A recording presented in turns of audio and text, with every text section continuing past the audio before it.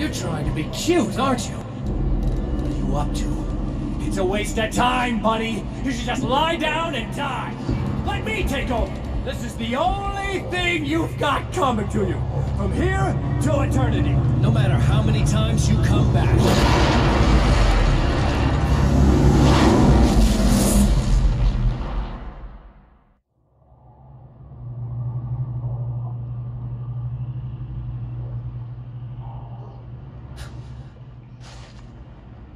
Time folds back on itself.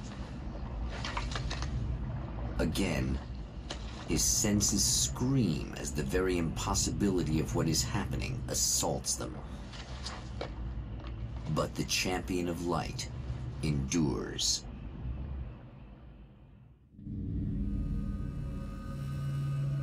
Each time he gets a little closer, each time another detail falls into place. Now, the trap works against the Herald of Darkness.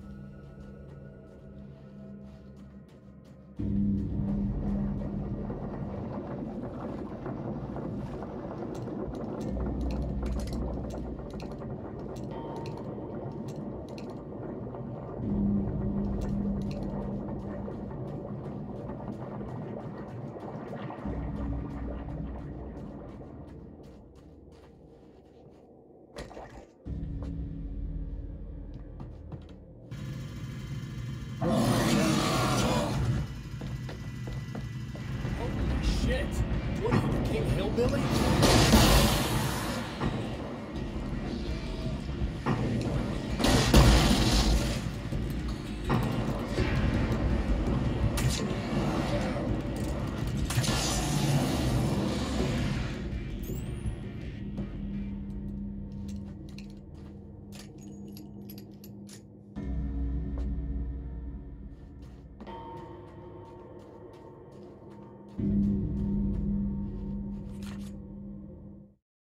Thor and Odin Anderson, old gods of Asgard. I still don't quite know what to make of them. I know they used to be rock stars who modeled their stage personas after Norse gods. I know they're old. I know that in their day they fought the darkness as I do. I know they're demented and insane, ravaged by age and self-abuse. But there's something in them, something powerful that took hold when they were touched by the powers beyond. A thing that goes far beyond just stage names. Something godlike.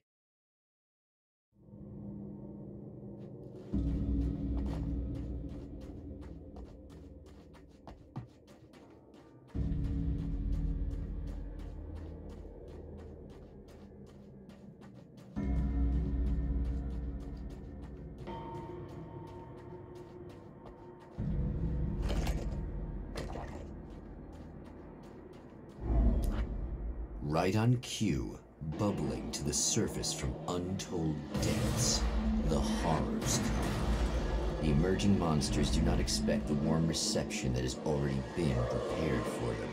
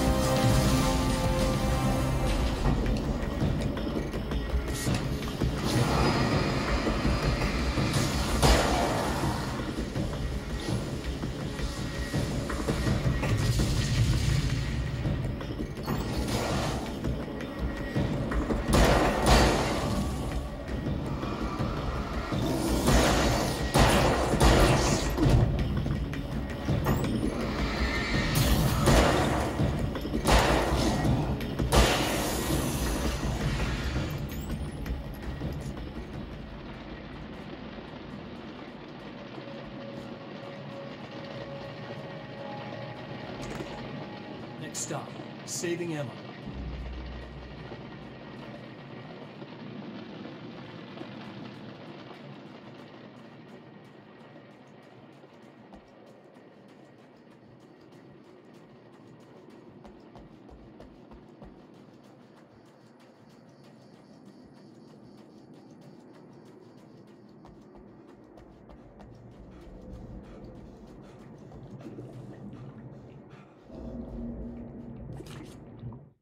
Mr. is a twisted copy of me, powerful and dangerous. But I know I can fight him. I don't think anybody else can. They don't understand what he is, what he represents, or that all the horrible things he does here are almost insignificant compared to what he will unleash on Earth given the chance. But I've survived the dark place, and it has taught me things. How to cope, how to stay sane when the world goes crazy. He's 2 steps ahead of me, but I can find him. And I believe I can stop him.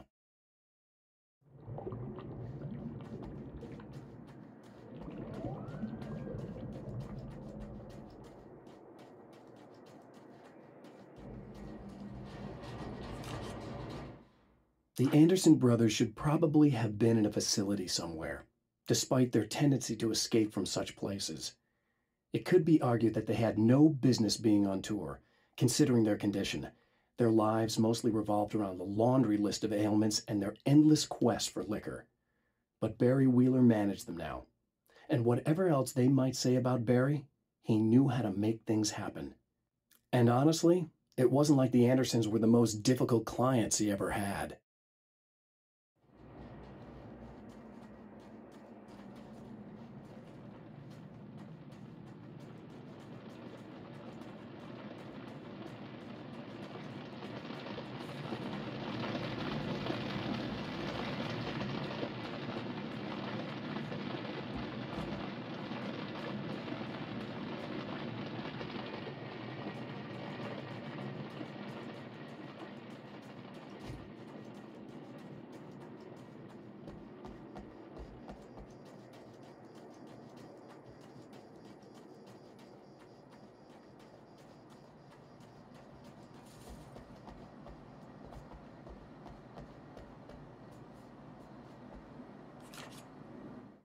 With all the herbs, crystals, and the rest of her New Age paraphernalia, Emma Sloan had been called a hippie and a freak and worse.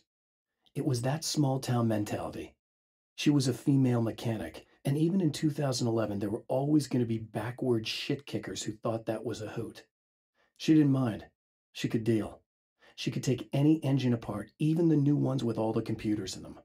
Turned out that these boys were awful polite while waiting for her to put them back together.